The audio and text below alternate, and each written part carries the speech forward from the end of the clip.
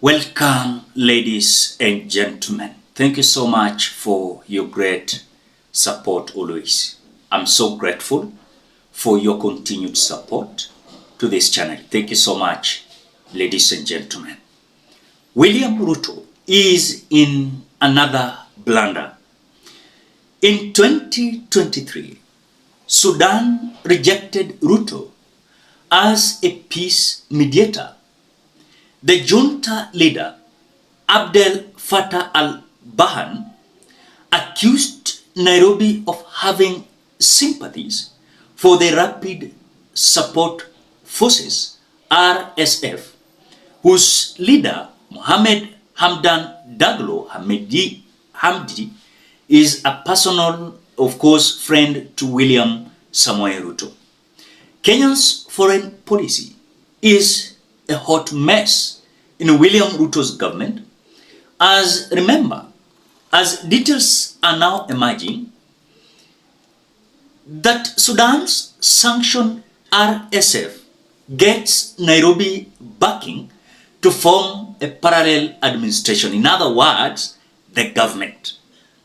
William Ruto is in front of making this blunder day in, day out. It is just the other day when the government of Congo, led by President KICC, that William Ruto, of course, backed and hosted the Congolese rebels, and that is the opposition leader called Mr. Naga, where they had their press briefing, organizing themselves to take over from the elected President KICC. And so now William Ruto is making another mistake, supporting rebels from Sudan to sign, of course, to form a parallel government here at KICC. I want you to watch more details. But before we watch, as you always do, ensure you like the video. When you like the video, you automatically support the work that I'm doing in this channel, because sometimes you watch and you forget liking the video. So this is just a reminder. Please, as you watch, consider liking the video. Thank you so much. Let us listen to this. Na taarifa nyingine zinaarifu kwamba wanamgambo wa Rapid Support Forces kutoka Sudan wametangaza kwamba wako katika harakati za kuunda serikali mbadala ya Sudan. Hatua hii imezua mjadala mkubwa kuhusu athari zake kidiplomasia, haswa msimamo wa Kenya na uhusiano wake na serikali ya Sudan. Hii ni baada ya mkutano wa wafuasi wa wanamgambo wa kundi hilo kuandaliwa katika ukumbi wa KICC hapa jijini Nairobi. Melita Oletenges ana taarifa zaidi.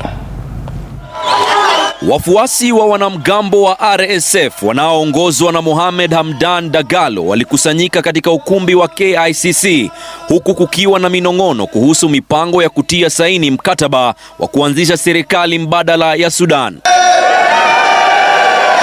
Mkataba huo unadaiwa kuungwa mkono na asasi mbalimbali zinazoshirikiana na kundi hilo la wanamgambo na inatarajiwa kutiwa saini na wahusika baadaye wiki hii. Mpango huo wa kutangaza serikali mbadala kutoka jijini Nairobi sasa umeibua maswali kuhusu msimamo wa Kenya, ikionekana kumuunga mkono kiongozi wa kundi la RSF Mohamed Hamdan Dagalo. Hatua hii ikizua mjadala mkubwa kuhusu athari zake kidiplomasia, haswa msimamo wa Kenya na uhusiano wake na serikali ya Sudan.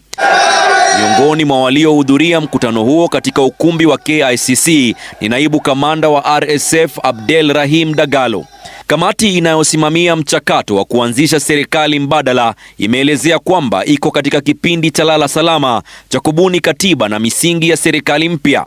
Serikali ya Marekani ilitangaza kuwa RSF inahusishwa na mauaji ya kimbari nchini Sudan.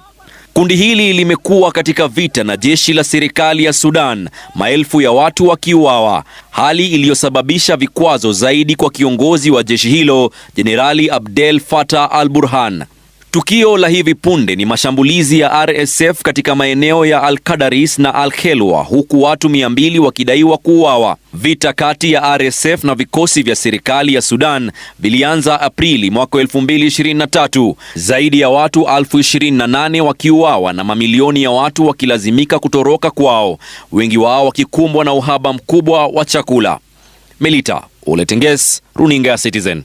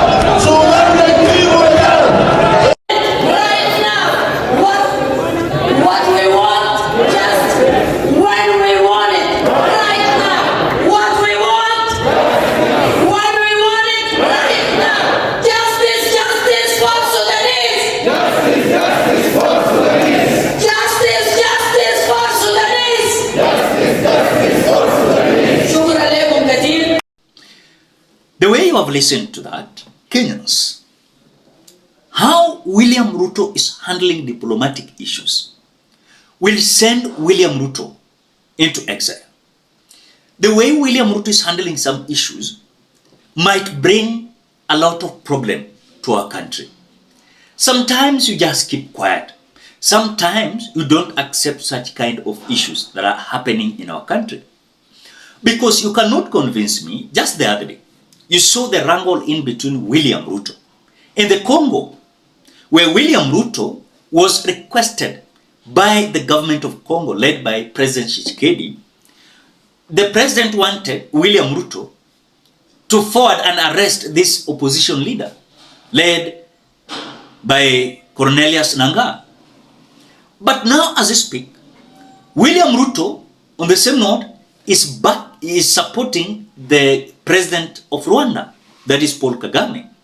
This Paul Kagame is being accused of supporting the M23 rebels who are now marching to take over the leadership of Congo.